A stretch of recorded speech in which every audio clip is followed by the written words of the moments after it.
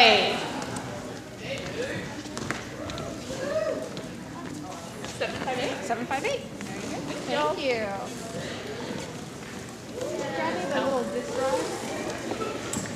Okay, our next donation is sort of a techie gift.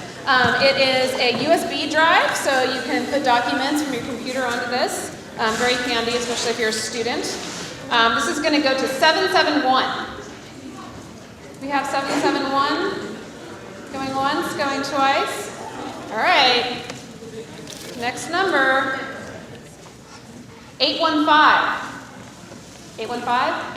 Oh, you said, oh, you're just the tech guy. Yeah. Just the tech guy. Just the tech Sorry. Our fabulous technician. 815 here. Okay. This number is 764. 764. Okay. 748. 748. All right.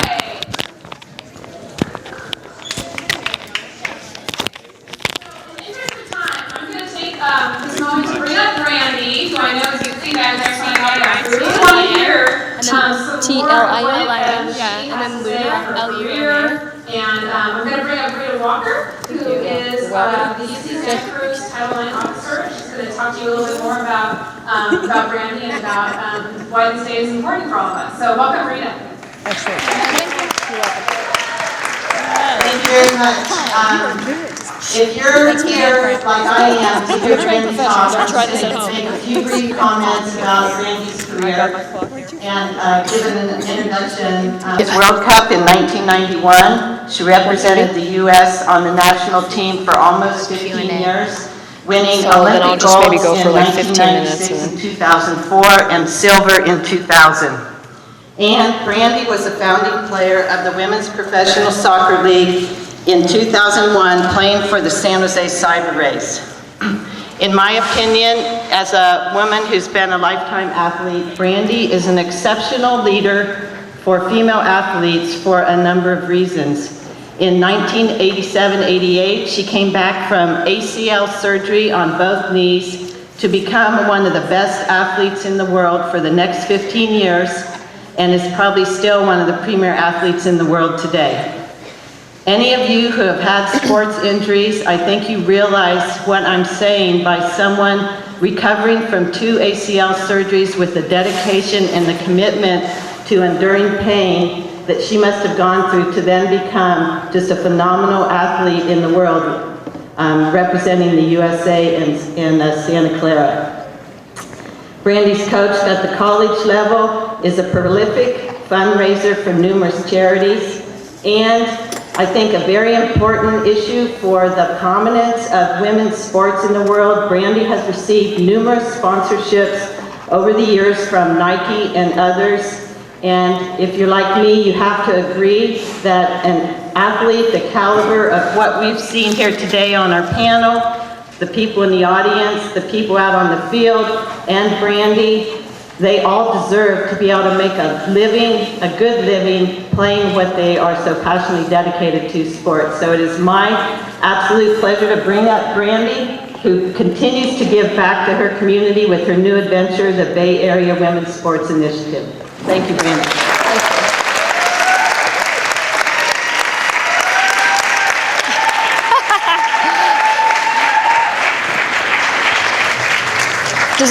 Has anybody been playing Rock Band or Guitar Hero lately? I'm feeling like a rock star right here with this microphone, so I'm going to move it out here because I don't want to be so far away from you. Even better. But then again, I can't do like some tricks with it. Okay, fine. I'll move it back here. I'm actually feeling really at home because I see all these jog bras hanging over here, and I thought maybe that was decoration for me. I'm not sure. It's not about the bra. Well, it's a great pleasure to be here with all of you this morning. Well, actually it's afternoon now. Afternoon for a lot of different reasons. I am a huge proponent of women's sports, as you obviously can tell, growing up in sports myself, knowing how important it's been in my life. But I'd love to see all women of all ages and sizes and shapes and skill levels out on the playing field, out on the track, running up and down the hills, riding their bikes. I just think it sets an amazing, wonderful example of, the power in each one of us. So thank you very much for all coming this weekend and caring enough about women in sports. That's tremendous. And as for all the injuries and things, you know what? That physical pain was not nearly as difficult as the mental side of trying to get back in recovery. And I think that's something that I have seen countless times of women who are just incredibly mentally strong. And I think that's, yeah, you can clap for that. I think women are incredibly mentally strong. So I had very good role models growing up, and one of them is my mother. So I was very lucky.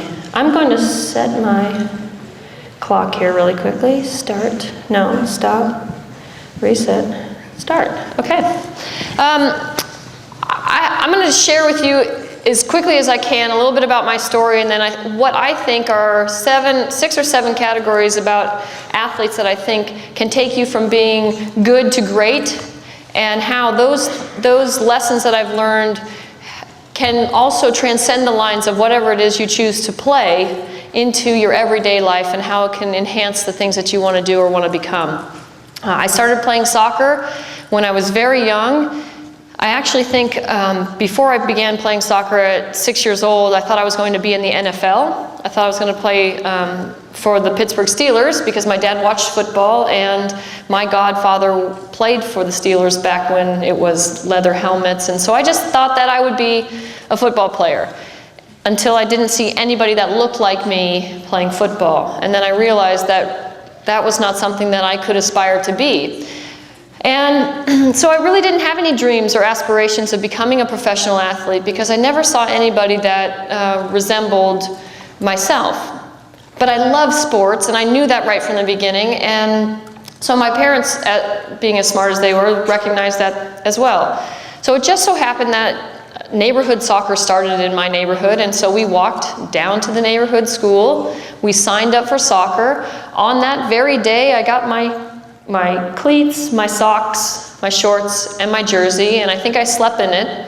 Not only that night, but every night after that, until we actually got to go out onto the field. The first time I kicked the soccer ball, it was love at first kick. I don't know what it was about the game, but it just felt right for me. And I've been doing it ever since. And I'm happy to say that that even though there have been some rough times, we talk about injuries, we talk about not making the team, that I love it even more and more every day because of what it has given me and what it continues to give me and will give me in the future. I have played at the neighborhood level, I've played at the collegiate level, I've played at the national team level, and each level is special, but there are certain components of each one of these levels that I think are really, really critical. And I made up a list, and this is just my list. It doesn't, these words can be euphemisms for other words, and you can make them up yourself. But they just all happen to start with C, and I don't know if that's because my last name is Chastain and I like that letter, but they seem to fit. The first one is challenge. Now, every day we wake up, we have an opportunity to challenge ourselves. And what I like about a challenge is that it can be anything. It could be on the soccer field, it could be in your relationship with your brother or your sister, or maybe with your schoolwork. It can be in anything, and I love that challenge. So what I say about challenge is set goals. And I'm sure, raise your hand if you've heard anybody say to you, okay, it's time for you to set some goals for yourselves. Anyone? Right. I think there's three types of goals: short-term, medium, and long-term goals.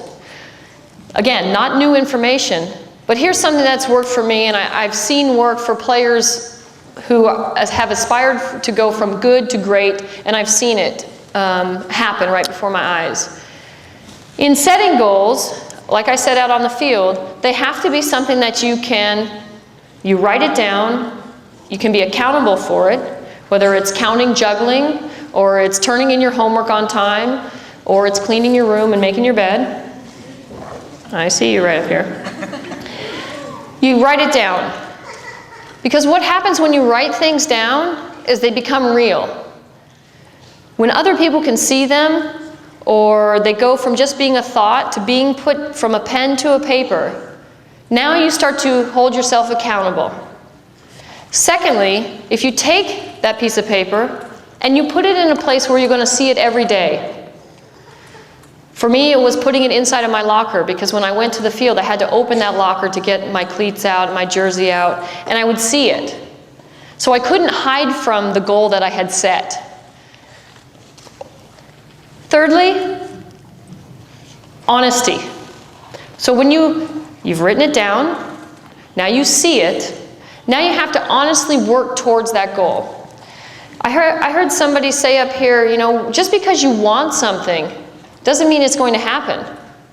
It's the literal translation to you doing it, the active participation that must take place for you to make it happen. And that's the honesty part for me.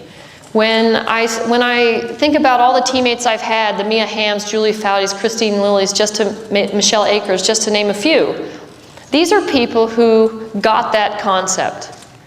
It wasn't just going out to the field, like Shelby and I were passing the ball back and forth and we were kind of, you know. And then when we really focused, it was time to do the work. They always came to do the work. So it's the honesty in their effort that I think made those goals attainable, achievable, and actually come true. Okay, so that's the challenge. The second one I love is competition. Now, most of you wouldn't be sitting in here today if you didn't enjoy that on some level. And what I love about competition is that it brings out the best in you. Competition doesn't necessarily equal, the equation doesn't say competition equals winning, or winning equals competition. For me, it's just going out there and doing your best, not to try your best. Because I'm not so sure that trying equals doing. That's for me personally. What I love about competing is that I get to do my best. And I always, and I hope you feel this way, I hope you always want your opponent to be their best.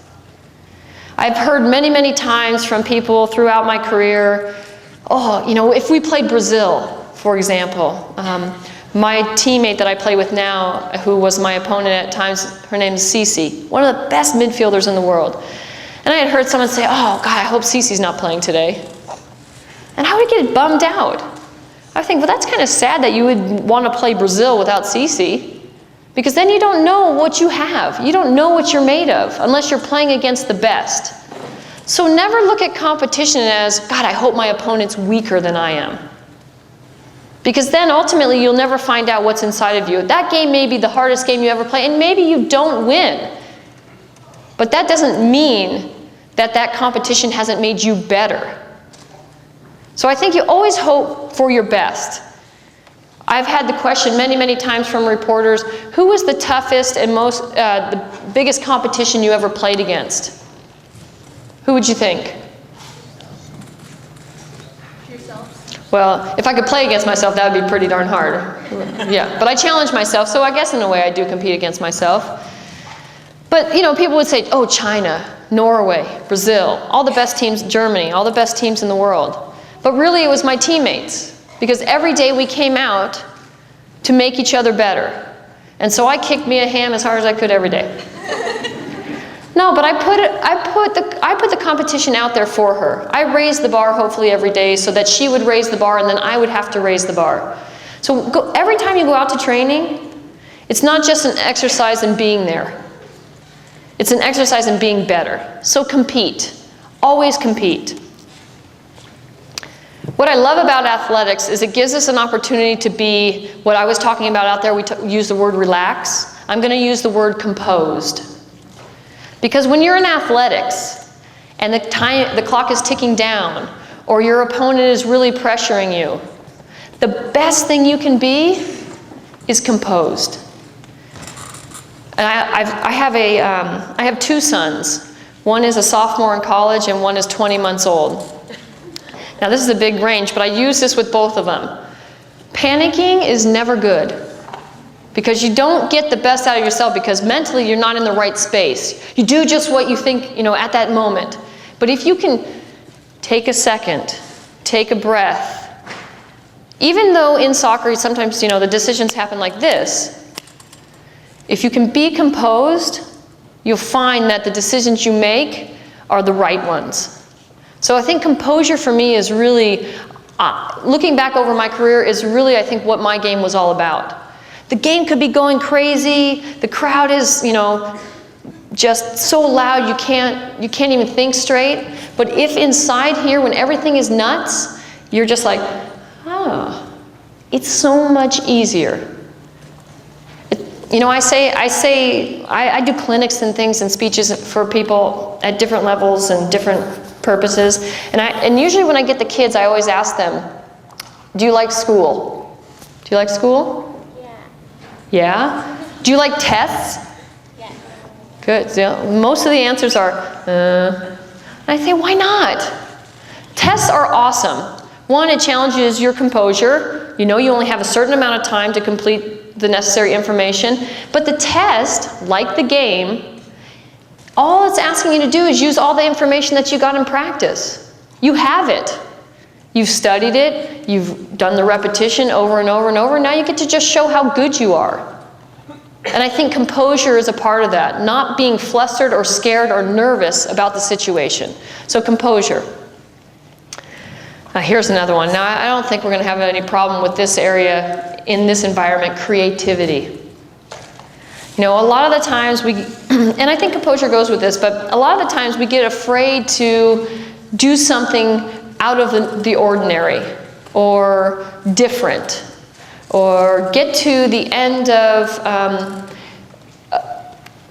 an obstacle differently than our teammates or what the coach may have said.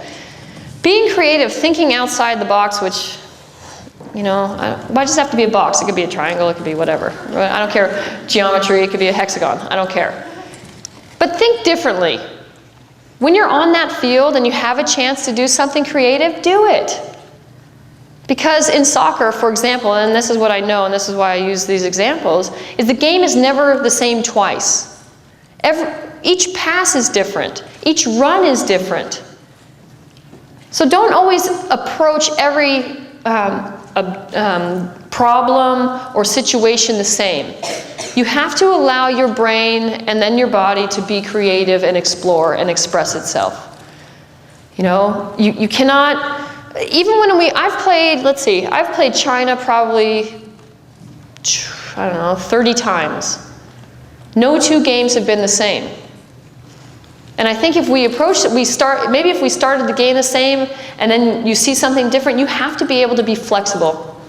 And so I think creativity is really, really important. Being able to express yourself, find new ways, be a little bit different, because in that moment, when you do that, somebody may also come up with another great idea, a great way to do something, a great way to approach the problem or compete against the opponent. So be creative. Community, that's the next one. That one for me is synonymous with teamwork.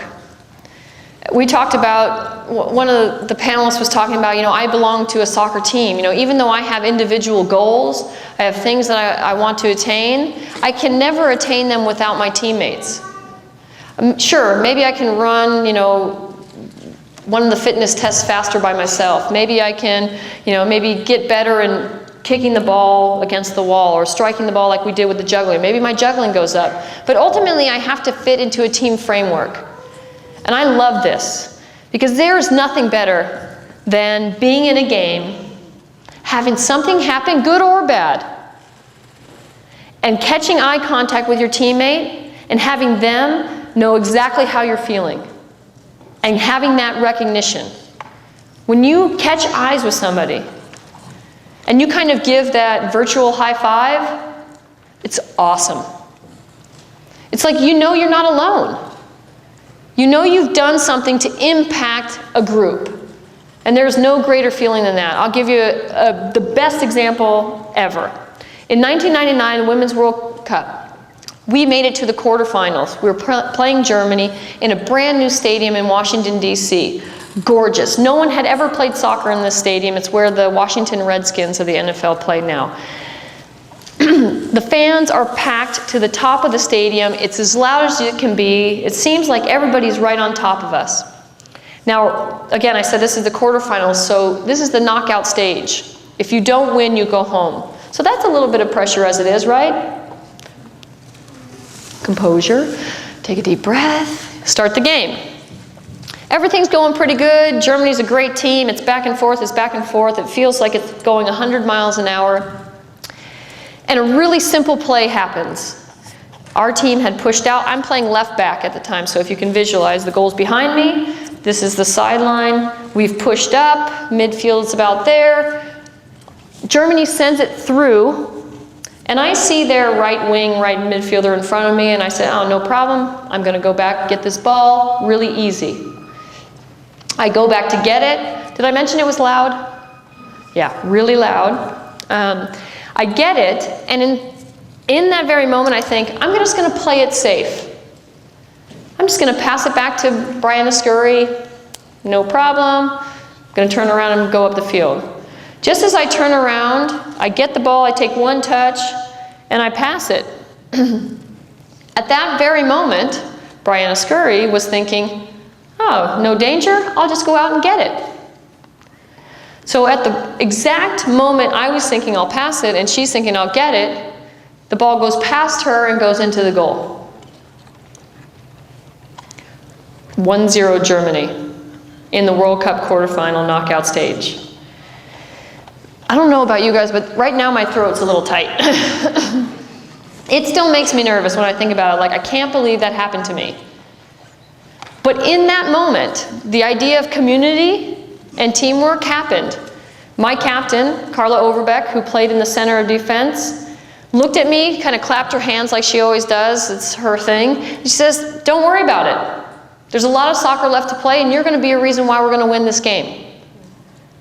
So in that instance, it could have been like, hang your head, I'm terrible, I lost the game, it's over, I can't do this, what am I doing? I could have gone that way, but Carla instead helped me realize one simple minor play in a game full of plays, and together we're going to do this. And I said, okay, fine, you're absolutely right. So she helped me get through the game, and as it turned out, I scored a goal for our team this time, thankfully, to tie the game 2-2, and we went on to win 3-2 and move on to the semifinal.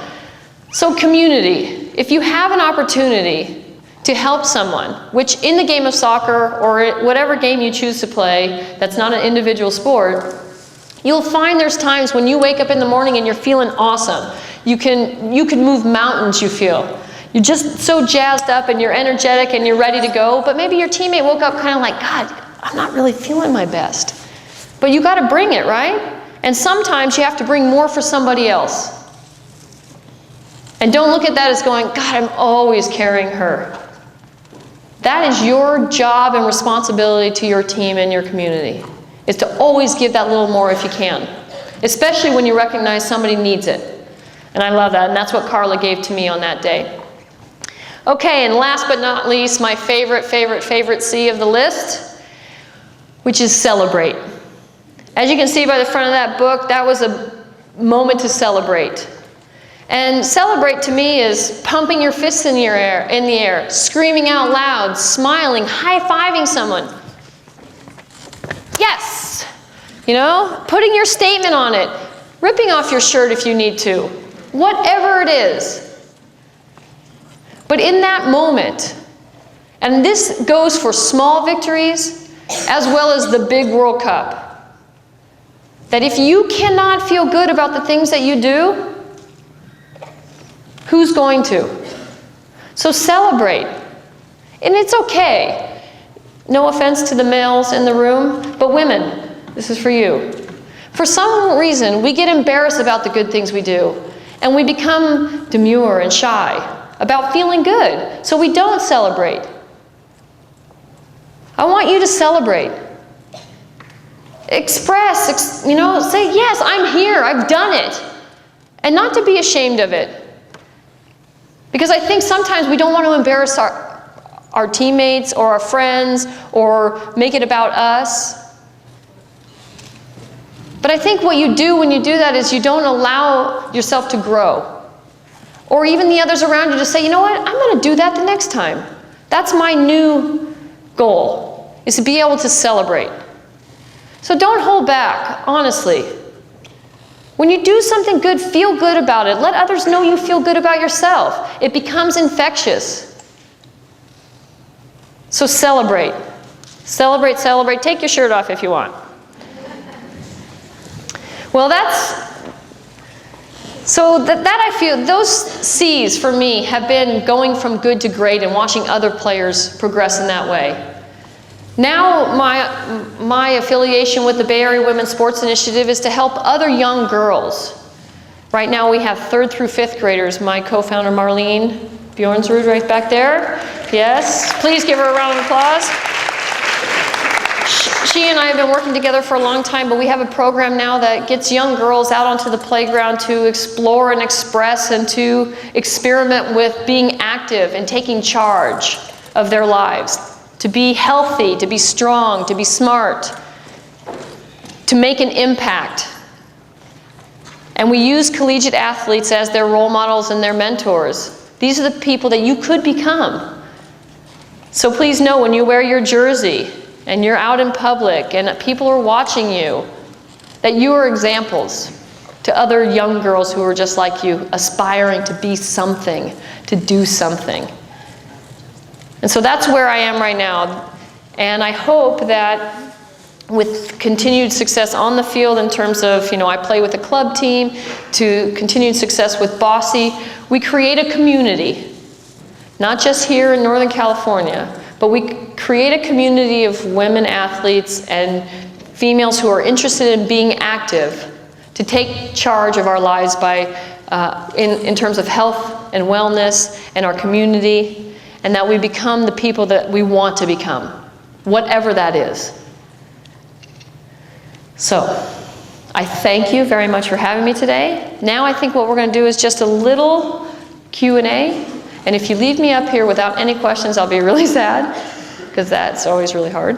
But if you have anything you'd like to ask, please do so. It could be about anything. I don't pretend to know all the answers, but I'll give you my best opinion.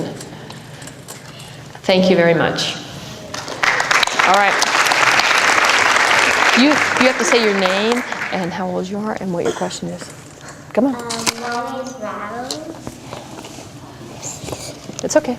And my question is, how long are you going to be doing soccer for? Great question. How long are you going to be doing soccer? The rest of my life. I hope. Well, I think, there's a natural cycle of being a player, and then I think people have an idea of when you should become a coach, and then maybe an administrator, and I'll always be a fan. I love all sports, but I think for me, soccer is just a part of me, like that love at first kick moment, so I'll always be involved. Thank you. That's a good question. Your name? How old are you? I'm 10 and my name is Ewan. You said you played in China 30 times. Well, when you went to China, did you get any souvenirs? Well, actually, very good question. There's some good shopping in China, actually. Yes, I actually had to buy luggage while I was there because I didn't have enough room in my bag to bring it all home.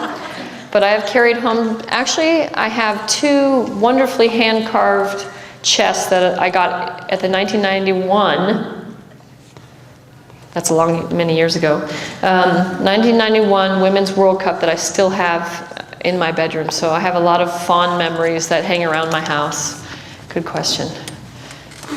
I'm Isabel, I'm 10, and what did you do to get better at soccer and enjoy it when you were younger? Great question. I think for me, like we talked about out there on the field today, I think some people can find that repetition becomes boring. But for me, the greatest players in the world are really, really skillful at the fundamentals, and which means that they have to do it over and over and over and over. And sometimes you go out to practice and it's like, not again. But for me, I love practice. Marlene can tell you, I love going to practice and doing those little things over and over, because as soon as I start to get them and feel more, I get them right, I feel a little bit more comfortable, then I can move to the next step. And now I can try the things that maybe I see on television with the professional players, or maybe do something one time a game that, that goes to the creative side that I was talking about. But I love practice, I love the repetition. As a young kid, you know what I would do? I'd take my soccer ball and I'd go down to the school. I'd find a nice wall, like this room right here would be my dream because it's got a big cement wall. And I would just kick the ball against the wall. Hours and hours. And I found great pleasure in that. So I think to add to your question is, when you find something that you love, spend time doing it. Because you'll see the rewards right away when you do. How old were you? Wait, your name and how old you are? My name is Susanna and I'm 7 years old. Okay. How old were you when you started playing soccer? I was 6 years old when I started playing soccer, and my first team that I played on were the Quakettes, named after the San Jose Earthquakes. Yep, very nice. Red and blue reversible tops. Dorothy Hamill haircut. Knee pads. My name is Xenia, and I'm 10 years old. Why did you take off your shirt? Good question. You want the funny answer or you want the real one? The funny one is that it was really hot. It was 120 degrees out on the field that day, and we had already played 120 minutes, and I couldn't take it anymore. Now, the real answer is, that goes back to that word I used earlier, celebration. For me, in that moment of what I like to call insanity, where have you ever had a moment when you've pretended that it was coming down to the wire and your shot was the last one and it's gonna win everything? And you're just hanging out with your friends. I've done that down at the playground 1,000 times with my friends when I was growing up. Only this time it was real. And I think as that ball went in, I just went blank and I went crazy. And that's how it should be. And that's how it should feel. And there was no thinking about it beforehand. There was no, okay, what's this going to mean in the long run? It was just a moment of truly enjoying the situation and feeling good about the outcome. My name is Anna and I'm 9 years old. My question is, are you still friends with your old team that you used to play with? Absolutely. Actually, I was just talking to Julie Foudy before I came in here today. She is miserable in Chicago because it's 26 degrees, and she was hoping that, and my brother just moved there from California, so she was hoping I was visiting so I could commiserate with her and her sadness over how cold it was. And I did let her know that it was beautiful in Santa Cruz, that I was looking at the ocean, because that's what teammates do for each other. But I do. I actually talked to Mia yesterday and Christine the day before, so we were very close. We were really lucky to have found each other all at the same time on the same team.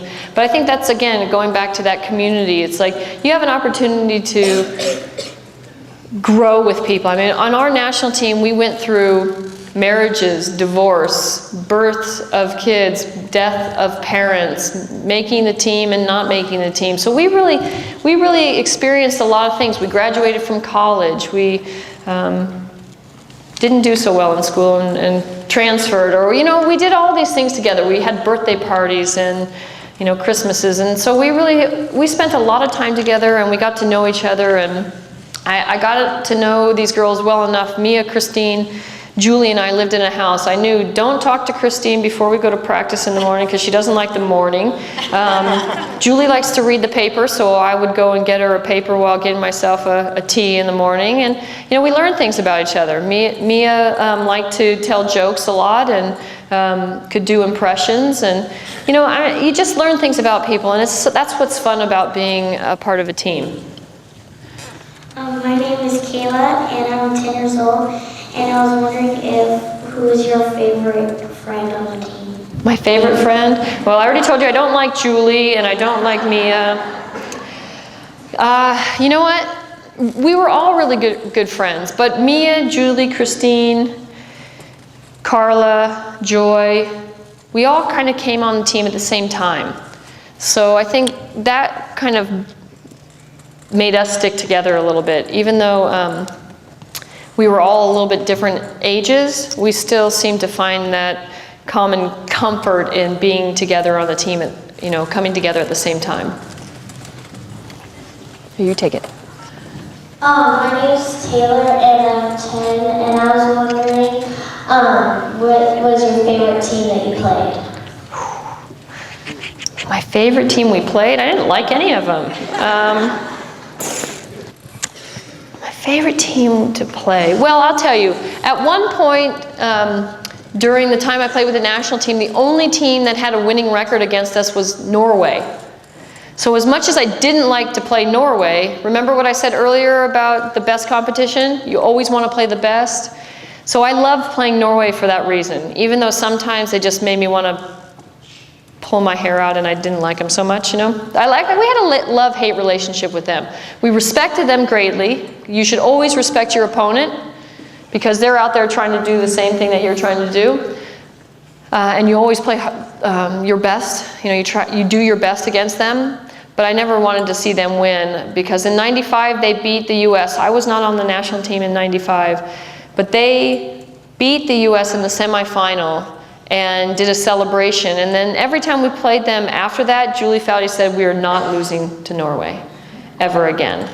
And though that didn't really come true because they beat us in the gold medal game for the 2000 Olympics in Sydney, we battled with them really hard. But I think playing Norway and finally becoming the team that had the better record against the other team, that was very satisfying.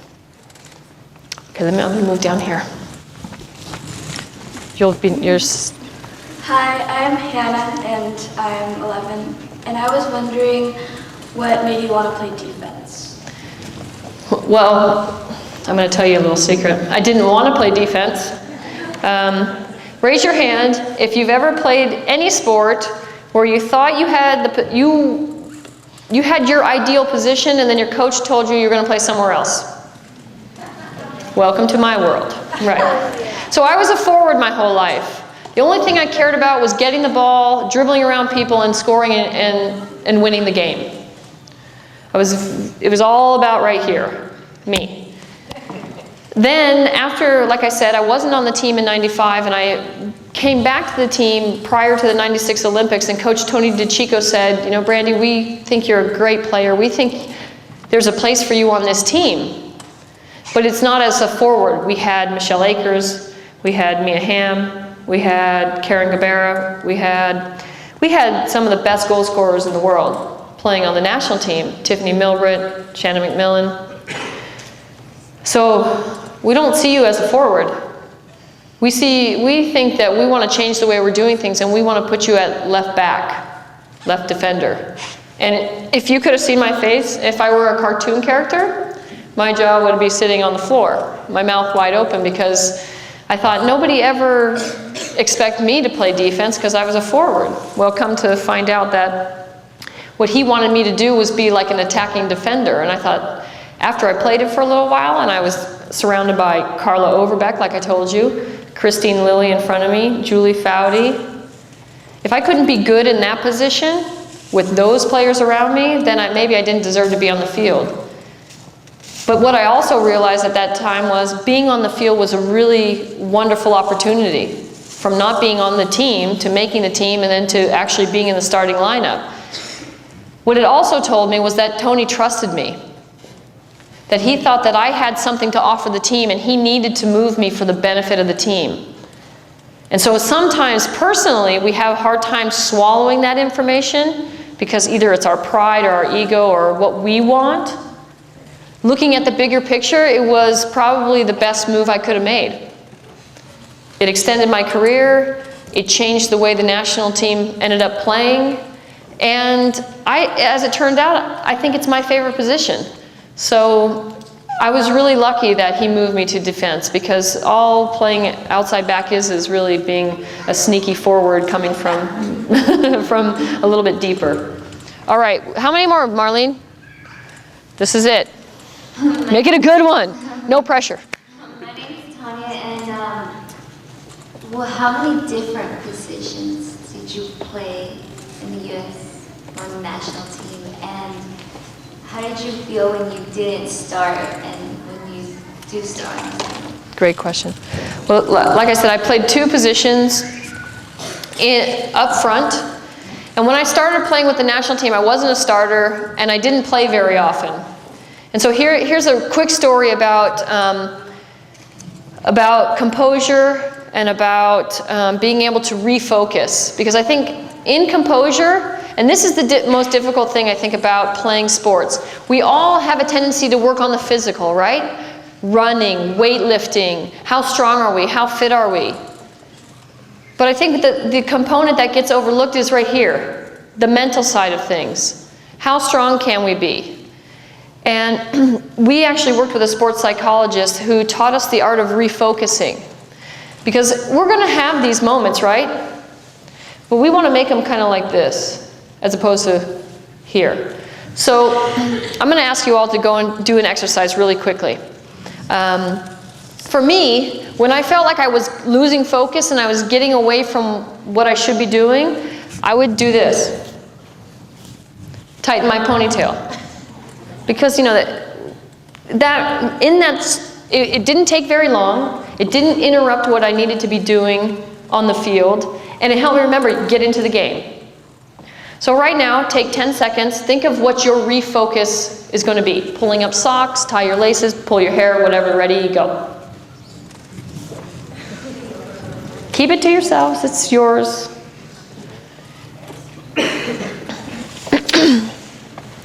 Okay, great.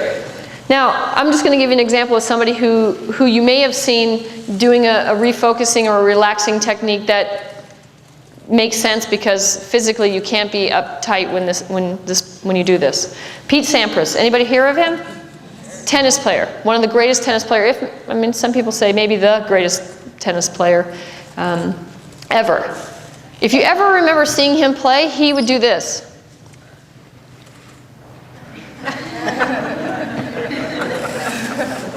So right now, everybody, not like this, like you're doing it to me, do it like this.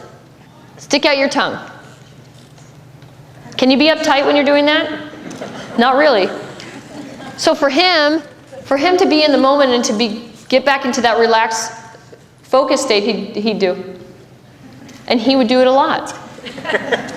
Hey, Marlene, you remember him sticking out his tongue? That was his refocusing technique. So each one of you should now have one. That when you find yourself getting away from where you're supposed to be, do that little thing that you know, that you have now in your back pocket, and it'll get you right back. So in not starting and not playing, I think all of us want to be in the game. And what I learned from being injured was that everybody contributes to the outcome of the game, whether you're playing or not. Like I said, when I used to be on the bench and when I used to watch the games, but I'd go out to practice and I'd kick me a ham, sometimes intentionally, sometimes not, that my job at that time to be a good community person or a good teammate was to help her be better so that our team would be successful. That didn't mean that I didn't want to be on the field, but that I saw my role as being important too. And I only really learned this lesson when I was injured and I couldn't play, when I had to step away from the field and know that the physical part of me was that I couldn't get out there. There were still things that I could contribute.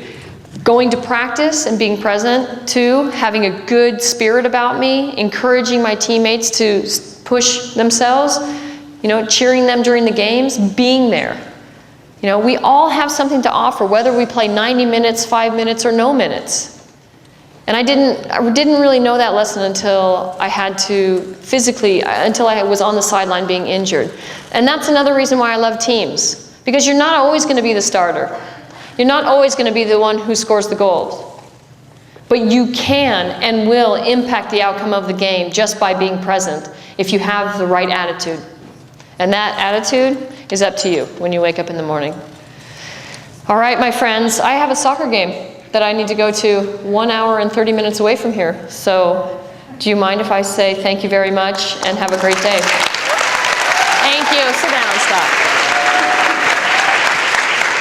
And And if there is anyone who would like to get a book, and I will stay for the next, few minutes just to cover things. Yes, go right ahead. But again, thank you all for coming, talking about women in sports, what that means to each one of us, what it means to the communities that we live in, and how it can truly impact and enhance our society. Thank you. All right, everybody, let's give a big round of applause. Thank you very much. So much. I'm hustling back to, yes, I'm hustling back to the back. Thank you. And number 759. 759. Okay, I don't hear anybody yelling and screaming. How about 813? 813? No? Okay. Moving on. How about number 709? 709? Wow. Okay.